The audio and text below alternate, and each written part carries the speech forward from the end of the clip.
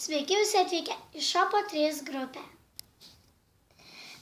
Tai pirmas mano video blogas.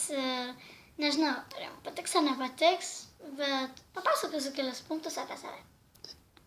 Pirmas punktas. Mano vardas Simona. Antras punktas. Man yra 12 metų. Trečias punktas.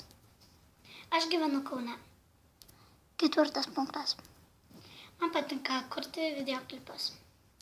Penktas punktas. Mėgstu baltą šokoladą. Šeštas punktas. Patinka būti paprasta.